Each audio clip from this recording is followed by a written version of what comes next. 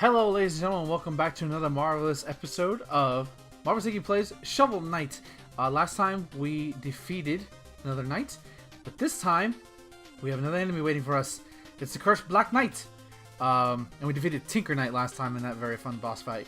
But we're actually gonna get back to plot a little bit this time because the plot's gonna take a bit on the back end. This is the Enchantress. This is the final boss of the game, the one we heard about at the very beginning. And as you can see, we get a very cryptic sort of message between the two of them. Not really sure what that's about. And part of me, once you beat this game and maybe you understand, once you finish this playthrough or beat the game yourself, maybe you understand why. But I really wish we got a Black Knight campaign, like to see what he was doing on the sides. Maybe not be as long as Shovel Knight, but like, you know, sort of like a mini adventure, sort of like how in Resident Evil 4 you could play as Ada Wong. You know, sort of something like that. But this is Black Knight version 2.0. Pretty much the same. He's got a couple of new moves with him. Still poses like he's Shao Kahn, but now he'll reflect your moves. He's got an air fireball now. He thinks he's Akuma for some reason.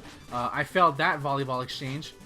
Still does his dive shovels, as I'm gonna call them. But he's not too bad. You know, he's got explosions. You can bounce it up. So nothing too terrible. Again, I probably should have hit him right there. You know, just like classic Shao Kahn. You know, you take advantage. I do like that he gets an air fireball now, because, you know, most players probably would have jumped, and it's just a way of catching you. But it's it's telegraphed pretty quickly. Also, as you can see, he like has like an after image effect, which I think is really cool. It's a very nice take of making the boss sticking what you know with the boss, but you know, adding a little bit of element to throw you off just a little bit. I think I win this exchange. I'm not sure. Am I? Hora. I think that's what you're supposed to say. Yeah, I got him. Nice. I love that you can reflect the balls back at him. Yeah, he gets like a backdash, like a super backdash, which is pretty cool. And I love that it's fitting. Like, I know kinetically, like, it would make sense for Shovel Knight to wear his blue armor, but I love that I'm fighting the Black Knight in my glistening gold armor. It just looks so fucking awesome. Speaking of which, my favorite Power Ranger of all time is the Gold Ranger from Zeo, because it just looks, the shoulder pads and the staff, it's just so badass. And I'm taking forever to kill him. And there he goes. There's Black Knight. We never see him again. He's dead. We killed him. We killed a man. Yeah, and again, I love how you can see the tower in the background. It actually looks closer. Like the depth feels closer. And of course, he just scurs off like there's no tomorrow. But we also have our final wandering warrior right here, which is the Lich. I think his name, is the Lich something. No, something like that. But we're about to find out. This one's my favorite personally because I love the setting.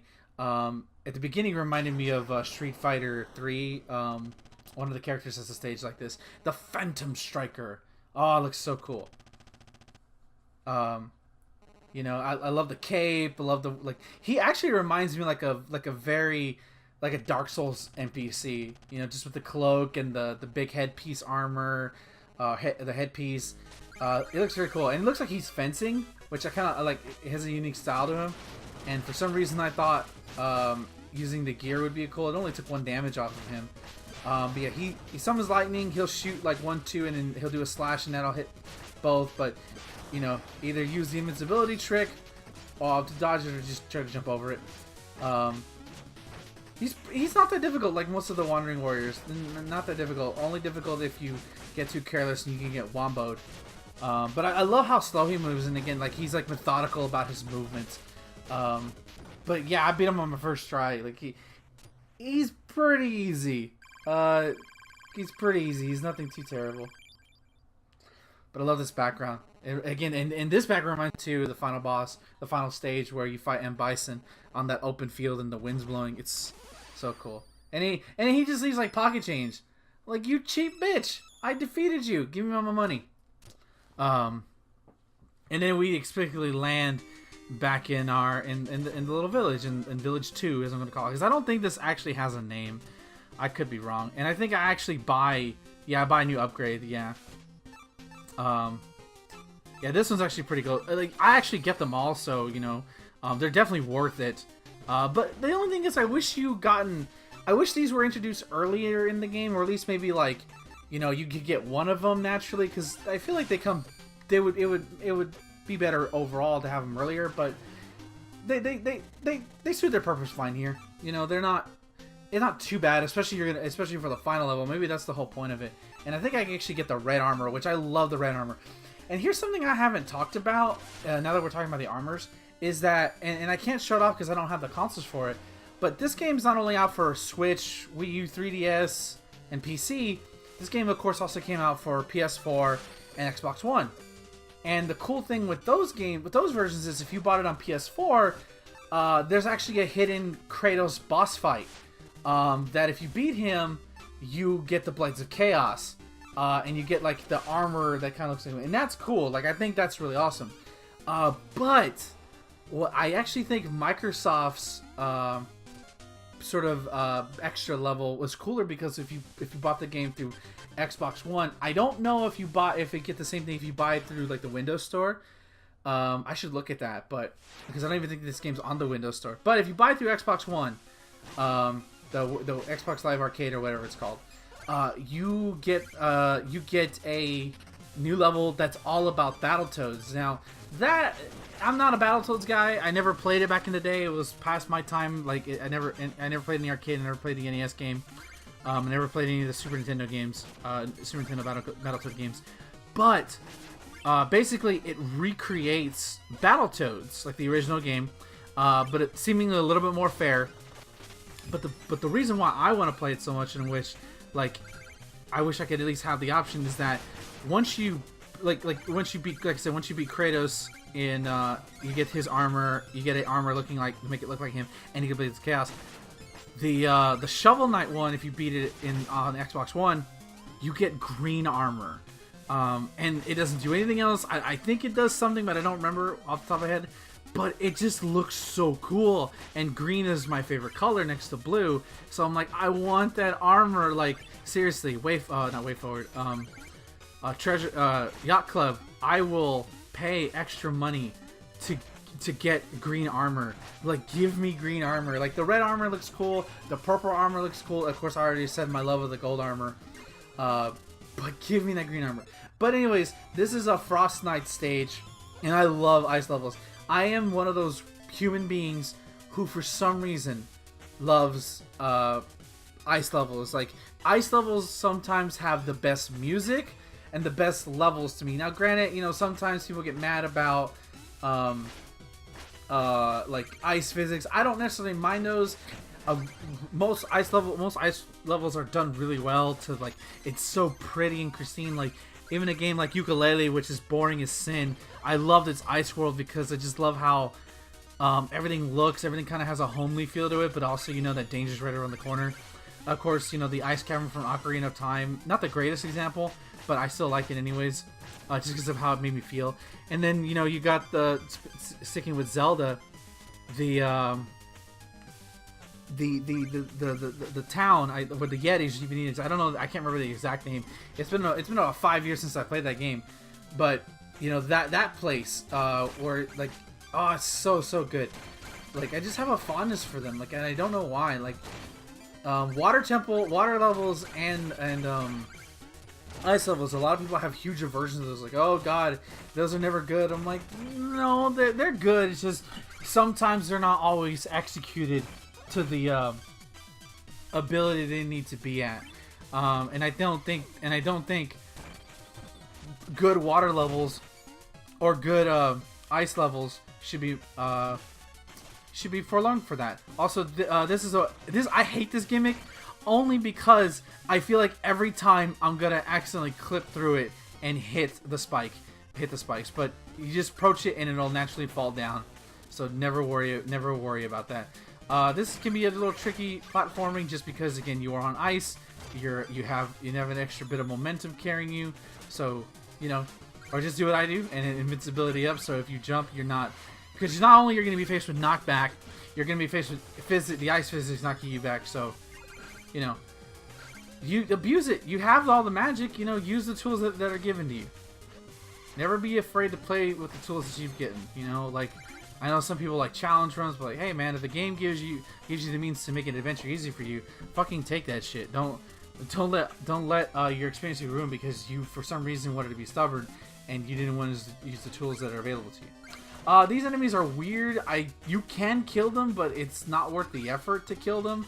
Like you gotta hit them from their back, and usually when you hit them from their back, they will turn around quickly. And then of course we got this thing, which is like the statue thing, but when you hit it, it vomits a rainbow that you can physically stand on, and I don't understand it, but it's so cool. Like I love. Oh god, it's such a mesmerizing little gimmick.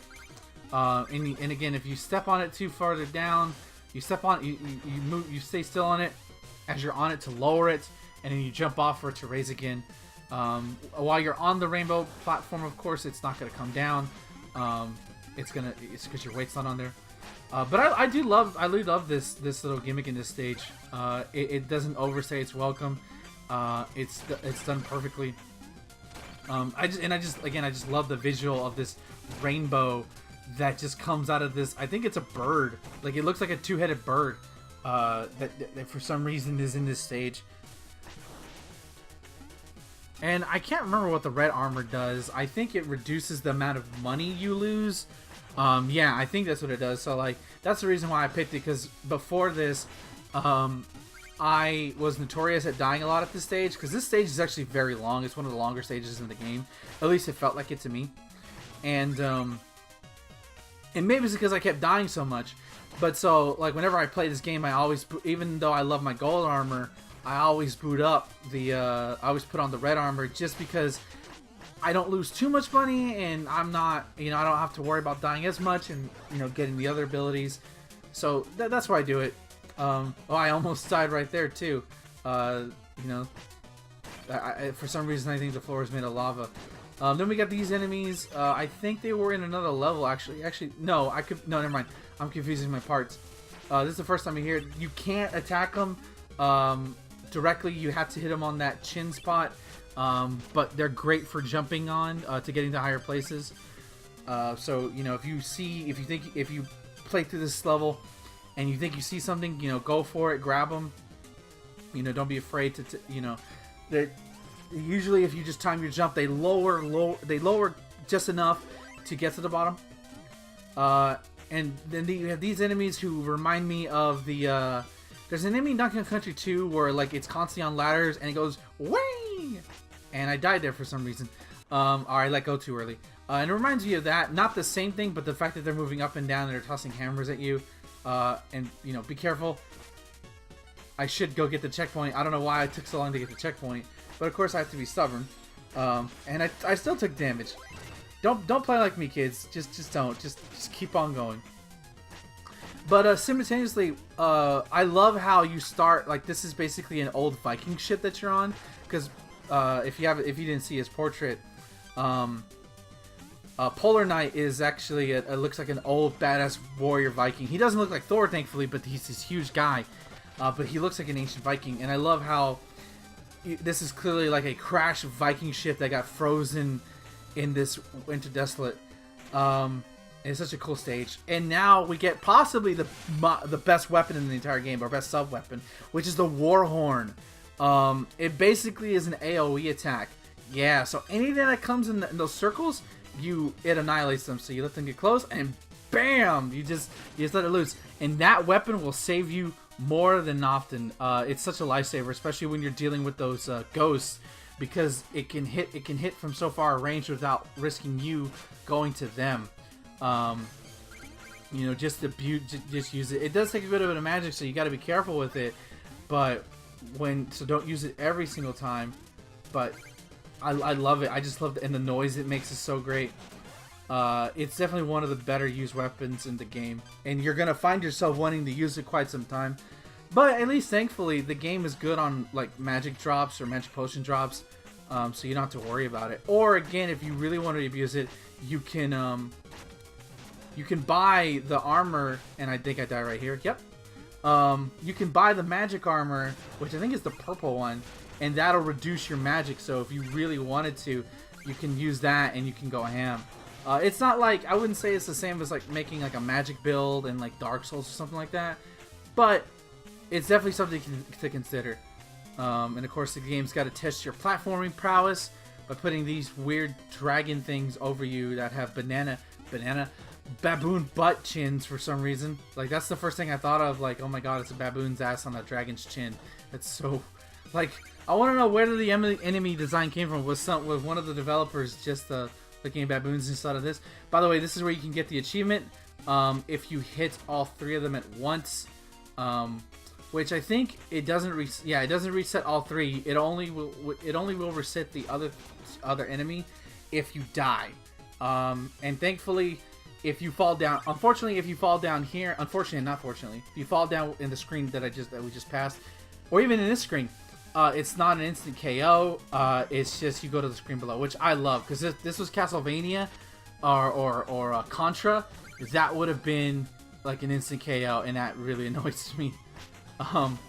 Like, I just went to a few feet off the ground. There's no way that can be a there's no way that that's a invincibility, that's a bottomless pit. Bullshit. I saw land. Let me land. You know, again, more gems. Gotta be greedy, man. You know, and I tell you, man, these ice physics do come into play. They will mess up the timing of your jump, so you gotta be extra careful. And, you know, just another musical note. Again, if somebody could tell me, because I'm too lazy to look up on Wikipedia, I don't know what you get if you get all the notes. Like maybe he just gives you a lot of gold, and if that's the case, I don't think it's worth it to get all the notes because of how much gold you accumulate naturally through the game. Or if you get or you unlock something that maybe he's not a playable character, because I would have heard about that, you know. Or you know, I've seen people complete this game and they never mention anything like that. So maybe it's just one of those things where, like, here's an optional thing to collect. It doesn't mean anything, it doesn't do anything, but, you know, or outside of wanting to listen to the music entirely.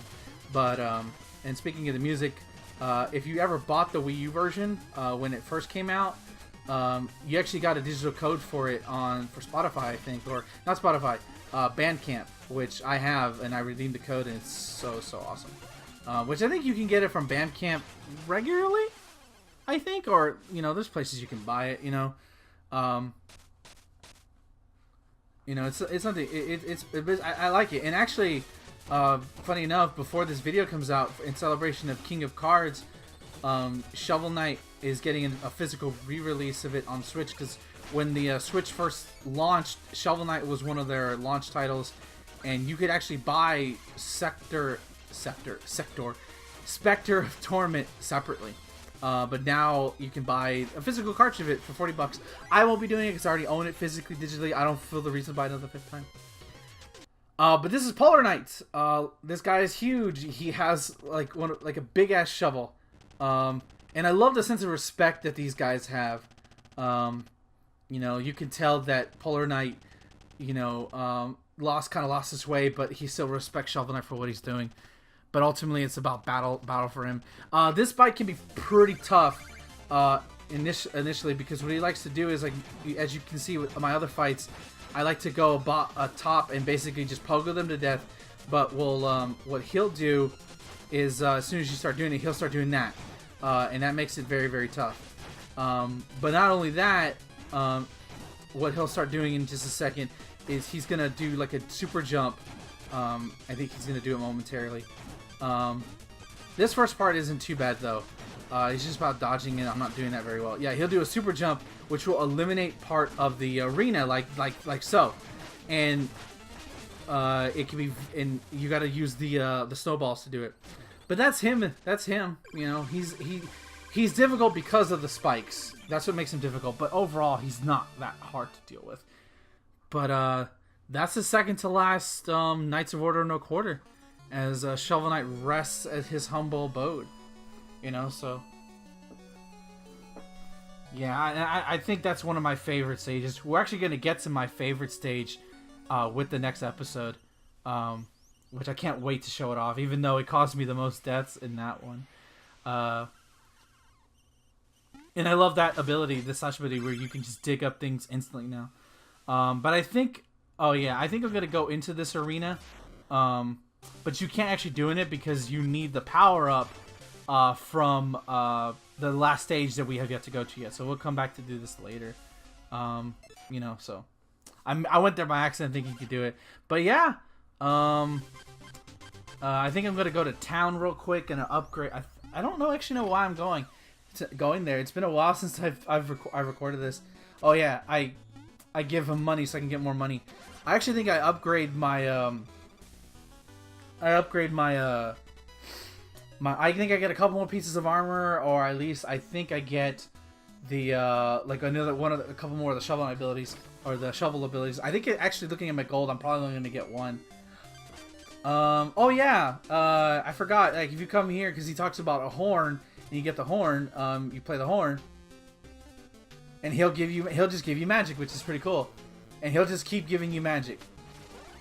You know, which I love that. So like, you know, and it uses no reason. It doesn't benefit you because it's not like you know, you can regain in a level. Oh yeah, I get the final piece of that. And we got Master Shoveler. That's an achievement you can get when you get all the abilities. So now we can charge it and do an Ultra Slash. Yeah, and unfortunately I can't afford any of the pieces of armor. I don't buy the other armors just because. Although a lot of people like the silver armor because again it allows you to do a slash without the upgrade. But if anything, the melee momentum is good. But the good thing is once you bought an armor piece, you can always switch it back and it doesn't cost anything. So for the final parts of this playthrough, I'm going all gold. Gold. Anyways, ladies and gentlemen, thank you for watching. Come back next time where we take on Propeller Knight. And no matter what, stay marvelous. Have a good time, everybody.